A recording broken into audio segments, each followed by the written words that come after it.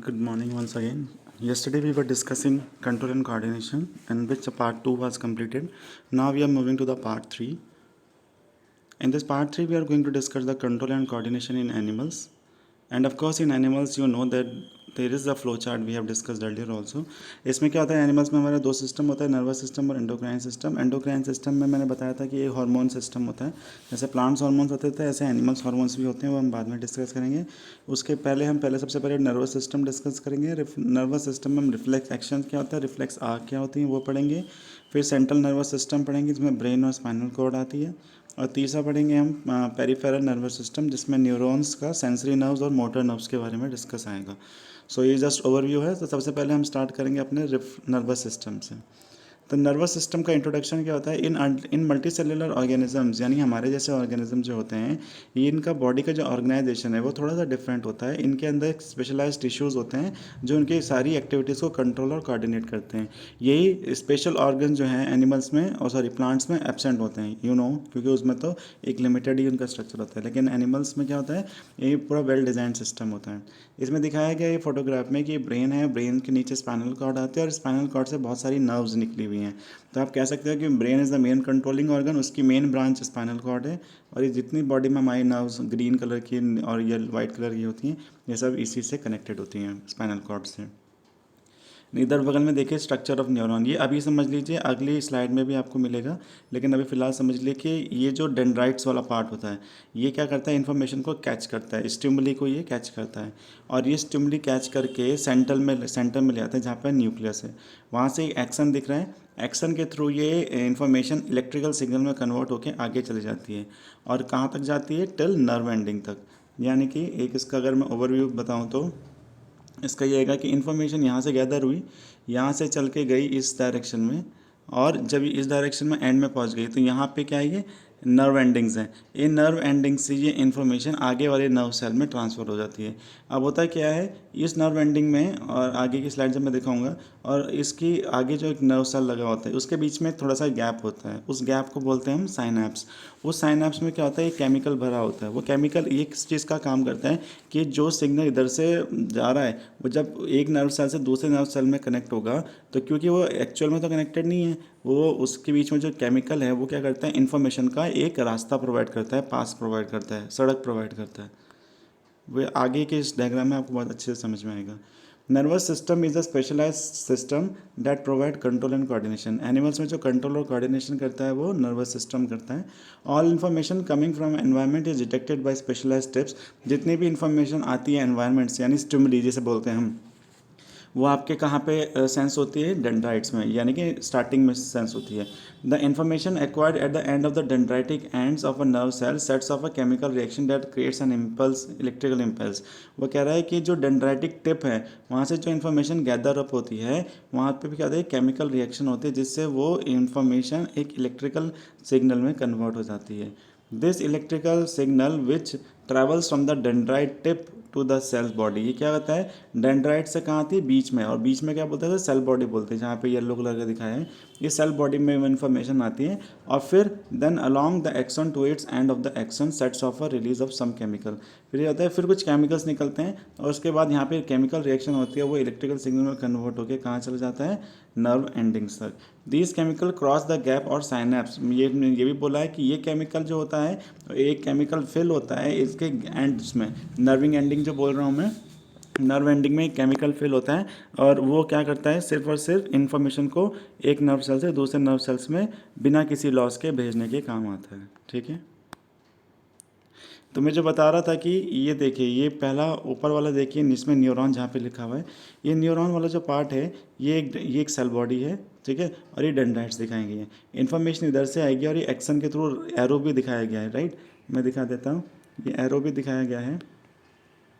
ये जो एरो है, इस एरो से ये इन्फॉर्मेशन इधर इस साइड आ रही है, और दूसरी नर्व सेल जो देख रहे हो, ये दूसरा नर्व सेल है, इसके नर्व्स एंडिंग्स में कनेक्टेड है.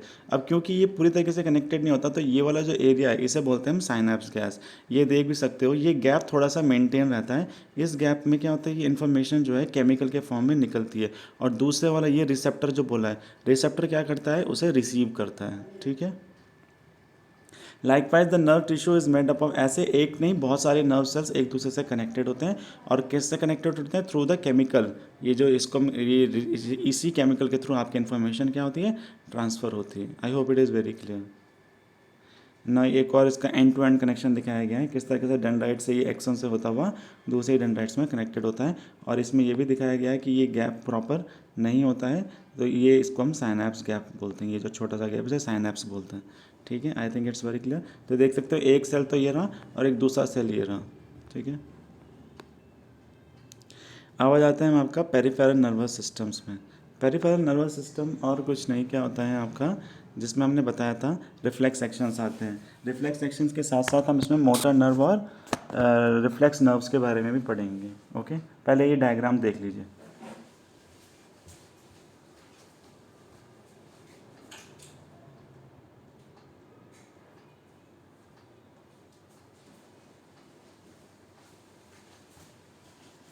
इस डायग्राम में क्या दिखाया गया है कि एक हाथ है गर्म पॉट को टच कर रहा है। तो जो गर्म हाथ को ये पॉट को टच कर रहा है, तो ओके, तो आप देख सकते हो कि यहाँ से ये रिसेप्टर है, ये उंगली जो है रिसेप्टर, यहाँ पे कोई ना कोई नर्व सेल होगी, तो यहाँ से रिसीव करता है। और ये वाली जो रेड वाली जो ये वाली जो जा रही है, देख पा रहे हो ये वाली, तो ये जो रेड वाली जा रही है ये क्या कर रही है? इन्फॉर्मेशन को गैदर कर रही है।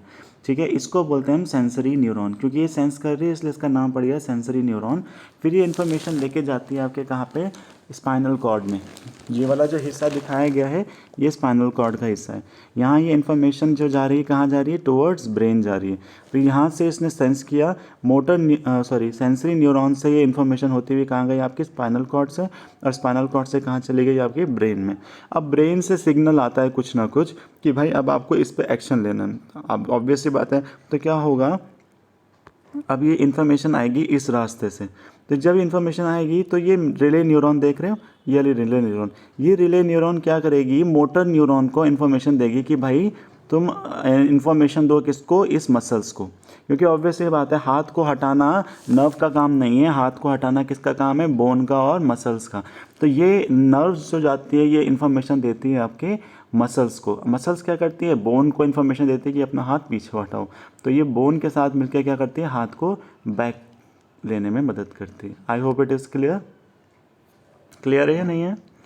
बहुत सिंपल सा है कि सेंसरी न्यूरॉन से इन्फॉर्मेशन जाती है to spinal cord, spinal cord से ब्रेन, ब्रेन डिसीजन लेता है, वापस आता है रिले न्यूरॉन्स पे, रिले न्यूरॉन से फिर इन्फॉर्मेशन जाती है आपकी किसको? मोटर न्यूरॉन्स को। मोटर न्यूरॉन इन्फॉर्मेशन देता है किसको? मसल्स को। मसल्स बोन की हेल्प से उसको हाथ को वापस हटाने में मदद करता है। तो पढ़ लेते हैं। If the nerves detect heat, अगर नर्व्स में कोई हीट डिटेक्ट होता है और एनी सच काइंड, और ऐसा कोई सेंसेशन उसको जो उसके लिए सही नहीं है उसे फील होता है, तो क्या होता है? ये इन्फॉर्मेशन को डिटेक्ट करता है as input and responding it to by an output action is known as. और ये जो पूरा एक्शन होता है जिसमें इन्फॉर्मेशन जाने से लेकर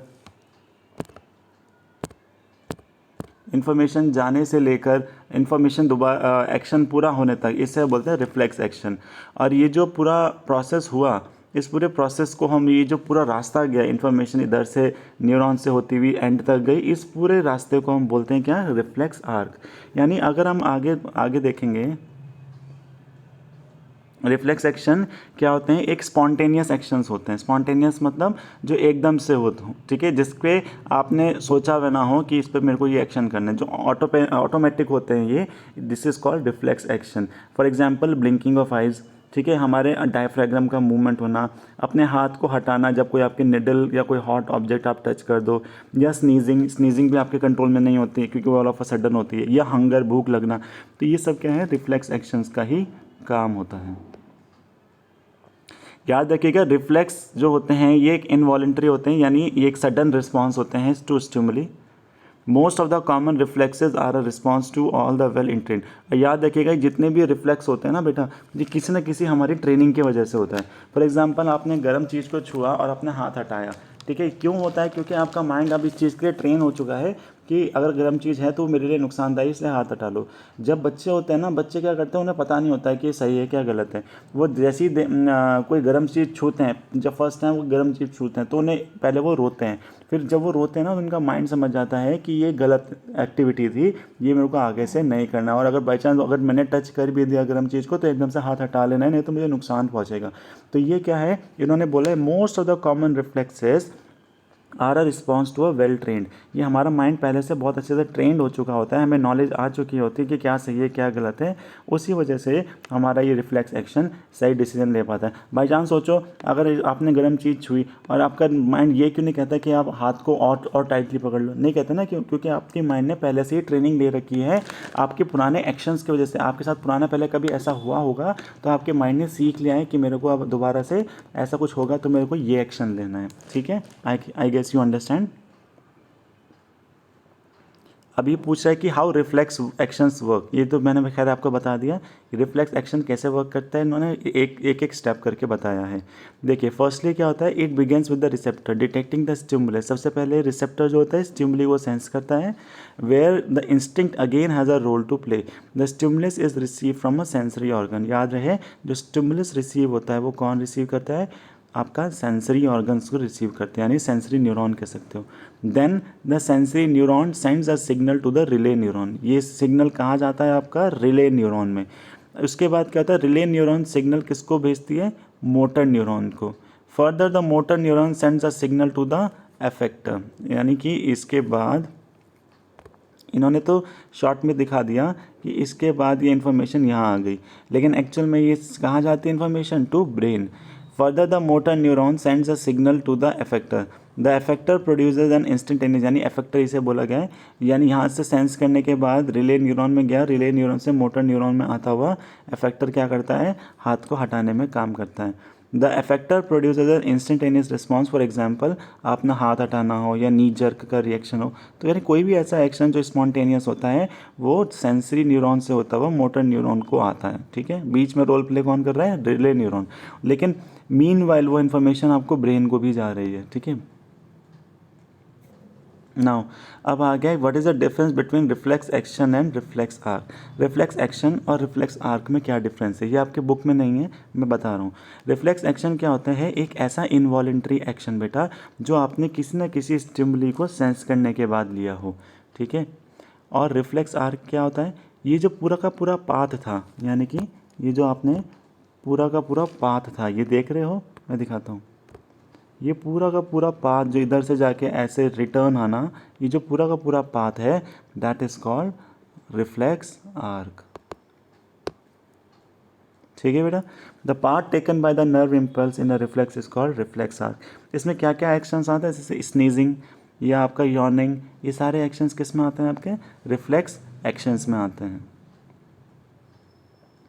नेक्स्ट आ जाते हैं cerebral reflexes. What is cerebral reflexes, the reflex action जिसमें आपका ब्रेन इन्वॉल्व हो जाए, जिसमें ब्रेन सीधा सीधा कनेक्टेड हो, that is called cerebral reflexes.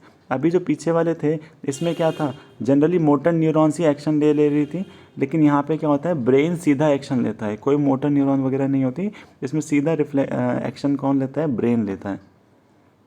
Such actions generally वहाँ होते हैं जो ऑर्गन डायरेक्टली ब्रेन से कनेक्टेड होते हैं। अभी आपने जो पीछे देखा था हैंड जो था पहले स्पाइनल कॉर्ड से कनेक्टेड था और हैंड स्पाइनल कॉर्ड से इन्फॉर्मेशन ब्रेन को जाती थी, लेकिन इस सेरेब्रल रिफ्लेक्सेस में कोई स्पाइनल कॉर्ड बीच में नहीं होती है, इसमें सिर्फ और सिर्फ रिफ्लेक्स एक्शंस कैसे उसके डायरेक्टली कंट्रोल होते हैं थ्रू ब्रेन। ठीक है, और ये जनरली उन्हीं में होता है, उन ऑर्गन्स में जो आपके ब्रेन से डायरेक्टली कनेक्टेड है। जैसे कि हमारी आइज़ जो है हमारे ब्रेन से डायरेक्टली कनेक्टेड होती है। जब डिम लाइट होती है, देख सकते हो ये वाला जो फिगर बताई गई है, डिम लाइट में इसके आइज़ का प्यूपल अपने आप लेंस बड़ा हो जाता है। वो क्यों हो जाता है, ताकि ज़्यादा लाइट एंटर करे। और जब ब्राइट लाइट होती है तब इसी के प्यूपल्स का साइज़ देख सकते हो, ये छोटा हो जाता है। क्यों, ताकि कम लाइट एंटर करे और आँखें डैमेज ना हो। ये पूरा का पूरा प्रोसेस जो होता है प्यूपल का बड़ा होना और छोटा होना, ये सेरेब्रल फ्लक्स कहलाता है, ना रिफ्लेक्स कहलाता है, ना कि वो जो नॉर्मल रिफ्लेक्स वाला था। ठीक है, क्यों, क्योंकि आइज़ जो है डायरेक्टली ब्रेन से कनेक्टेड होती हैं। इसका एक इन्होंने ये डायग्राम भी दिखाया। किस तरीके से काम करता है। तो सबसे पहले स्टिमुली जो ब्राइट लाइट आई ये आइज़ को रिसीव होंगी, फिर ये सेंसरी नर्व्स होती हैं जो किसको भेजती है इन्फॉर्मेशन, ब्रेन को। ब्रेन मोटर नर्व्स के थ्रू किसको भेजती है, आइज़ के लेंस को, ठीक है। और ये लेंस क्या करते हैं, प्यूपिल को श्रिंक करा लेते हैं, ठीक है। I hope it is clear to you. देख सकते हो डायरेक्टली ब्रेन इन्वॉल्व है आई से।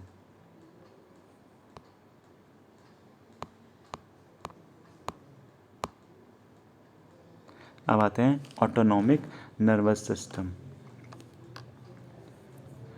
डायग्राम देखिए पहले।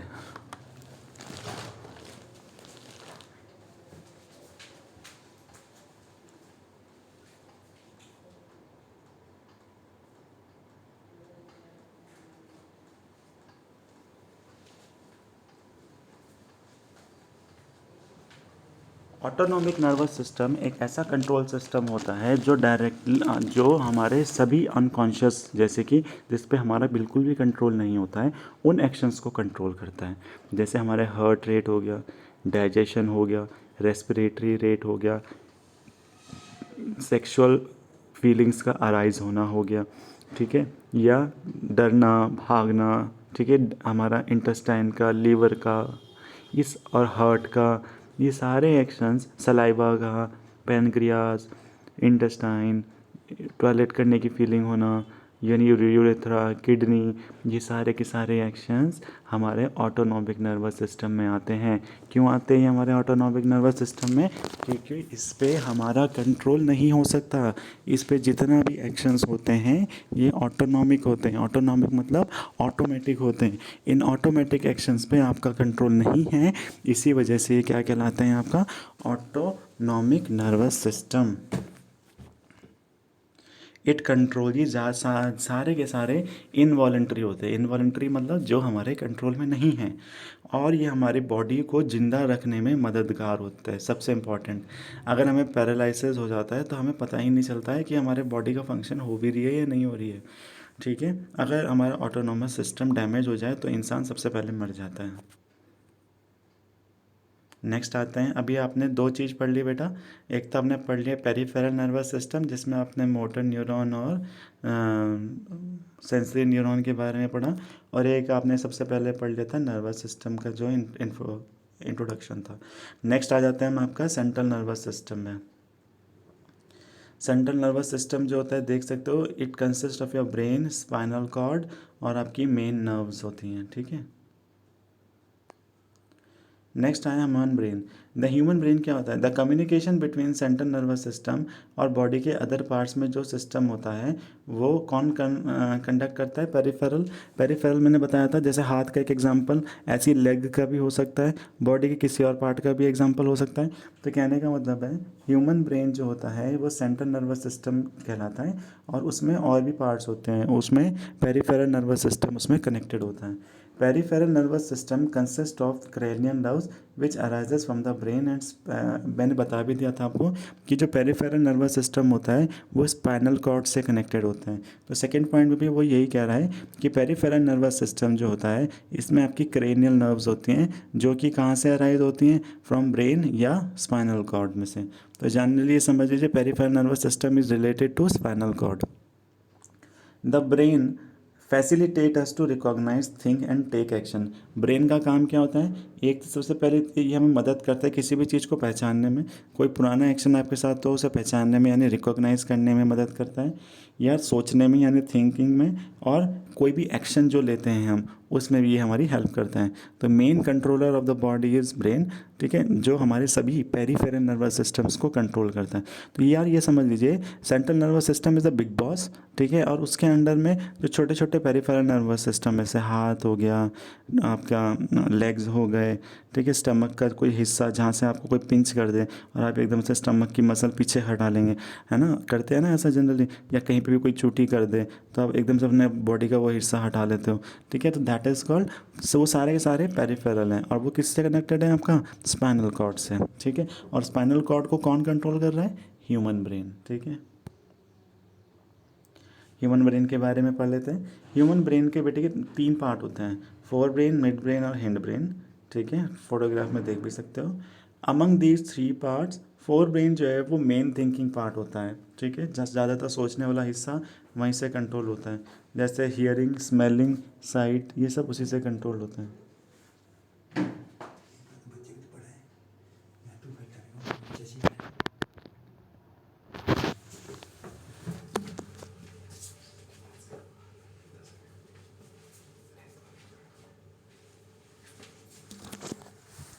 Among these three parts of fore brain is the main thinking part. Fore brain जो है हमारा मेन थिंकिंग पार्ट होता है। व्हेन ब्रेन गिव्स कमांड, जब ब्रेन हमारा कोई भी कमांड देता है तो हमारी मसल्स मूव करती हैं। It happens because muscle cells have special protein that changes both their shape and arrangement in the cell in response to nervous electrical impulse. होता क्या है, जब हमारा ब्रेन कमांड देता है तो हमारी मसल्स क्या करती है, मूव करती हैं। कौन सी मसल?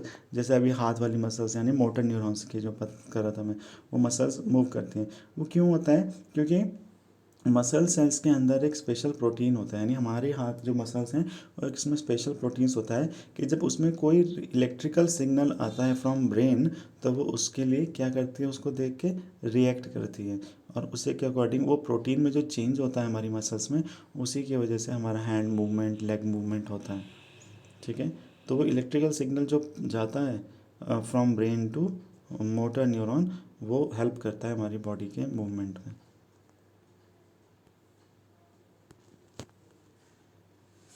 नेक्स्ट आ जाते हैं पार्ट्स ऑफ ब्रेन। तो पहला पार्ट आता है आपका फोर ब्रेन, जो हमारा सबसे बड़ा ब्रेन होता है, सबसे बड़ा पार्ट होता है ब्रेन का। It is an interior part, यानी हमारे इंटीरियर में होता है ये। तो इसके तीन पार्ट होते हैं, सेरिब्रम, हाइपोथैलेमस और थैलेमस। फोर ब्रेन का काम क्या होता है? ये सारे रिप्रोडक्टिव फंक्शन जैसे बॉडी का टेम्परेचर, इमोशंस, हंगर और स्लीप, इन सबको कंट्रोल करता है। मिड ब्रेन जो होता है ये सबसे छोटा होता है और ये सेंटर में प्रेजेंट होता है हमारे ब्रेन में। हिंड ब्रेन के तीन रीजन होते हैं, सेरिबेलम, मेडुला एंड पॉन्स। जो थ्री रीजन्स होते हैं इसके हिंड ब्रेन के, ये हमारे ज़िंदा रहने के लिए जितने प्रोसेस हैं, जैसे ब्रीथिंग, हार्ट बीट, स्लीप, जागना, लर्निंग, ये सारा काम कौन करता है? हिंड ब्रेन करता है। इनके बारे में एक एक करके हम पढ़ेंगे, अभी के लिए इतना ही रखते हैं। इससे आगे का हिस्सा विल डिस्कस लेटर ऑन।